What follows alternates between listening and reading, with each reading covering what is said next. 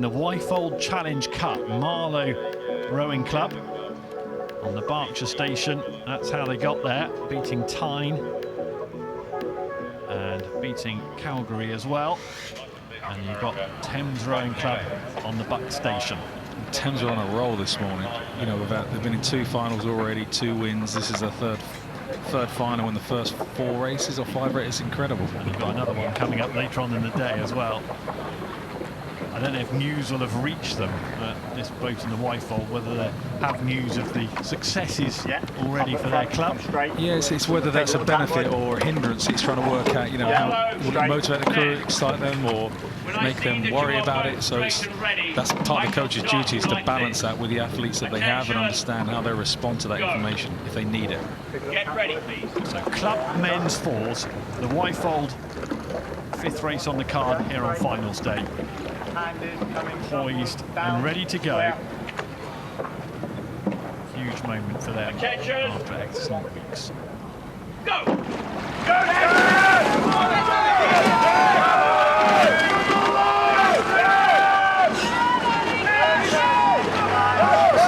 on the turbo and off they go, and I'm watching on the Buck station.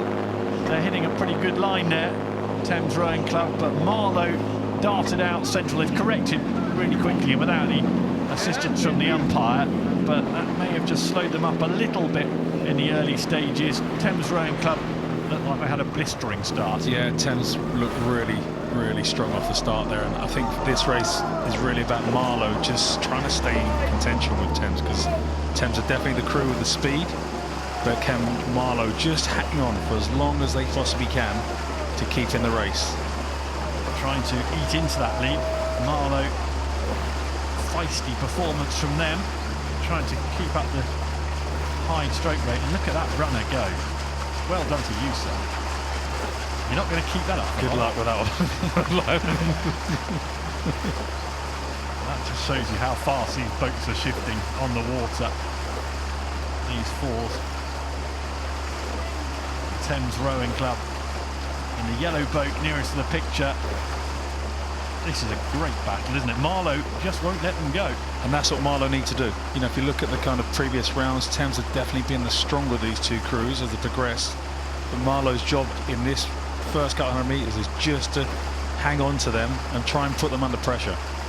Worth mentioning it, both these boats had a day off yesterday, so there were no Wyfold semi-finals yesterday. And for Marlow, they're looking for their first ever men's club win at a Henry Royal Regatta. So this could be a historic moment, and look how Marlow have got here. This last minute, brilliant from them to stay absolutely level with Thames. And which is, you know, some of the uniqueness of the kind of domestic Canada. These crews would have raced each other, and I do believe Marlow beat the kind of Thames crew at Met. So, but Thames have definitely moved on as they've kind of approached the regatta. So it'd be interesting to know whether Marlow has done the same, and they've come head-to-head this morning, and they're in the same position they were a few weeks ago.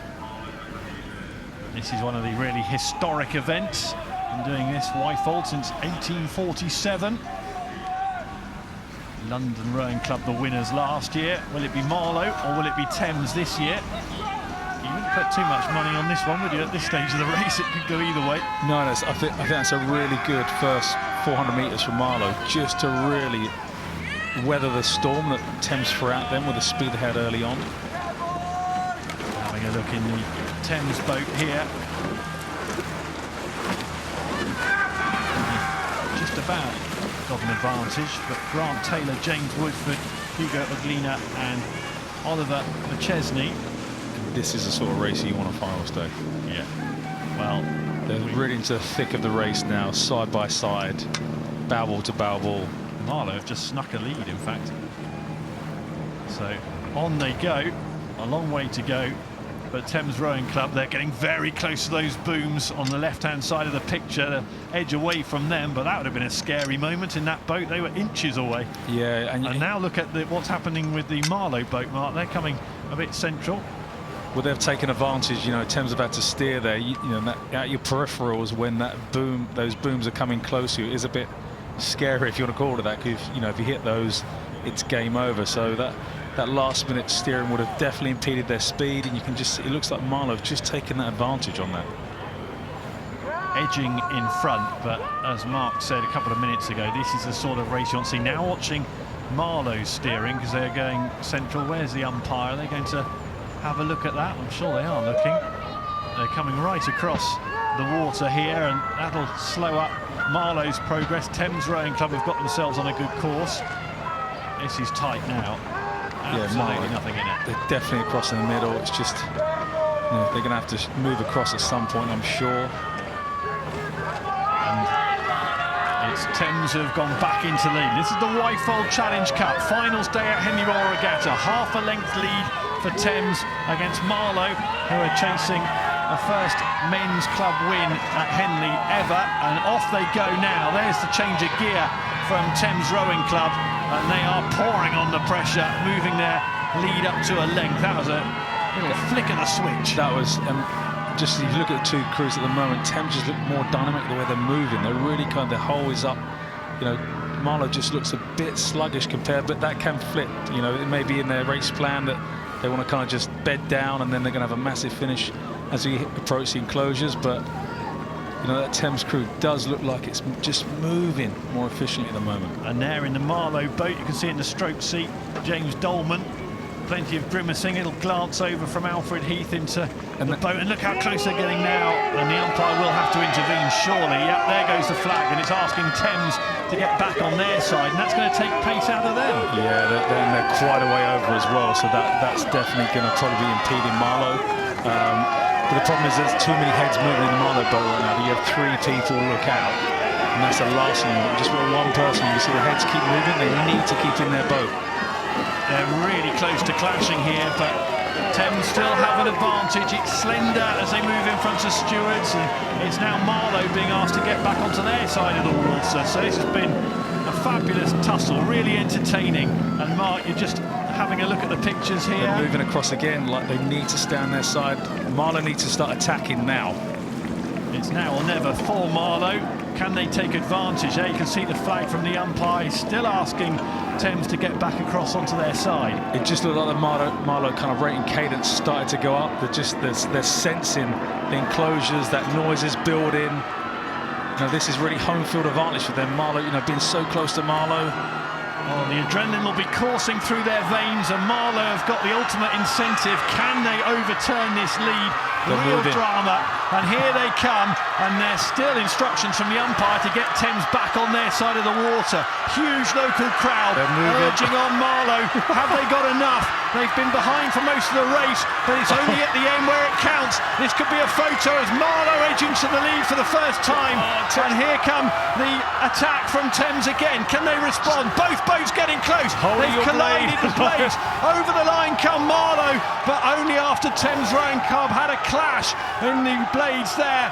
Marlow Rowing Club, their first ever men's club win at Henley, but there was a clash of blades, and the umpire will have a good look. They had to sort out some encroaching all the way down the track, and what happened there 100 metres from home was extremely dramatic, because there was all sorts of problems in the Thames boat. They'd led all the way, and now the focus is going to be very much on how the umpire saw it. Stroke, sit off please. And stroke, sit off please.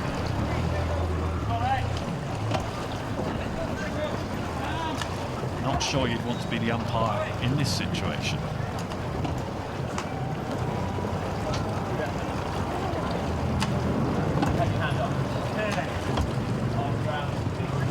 So this is Thames Rowing Club, understandably asking the question. The stroke seat there, Oliver McChesney, slumped in his seat.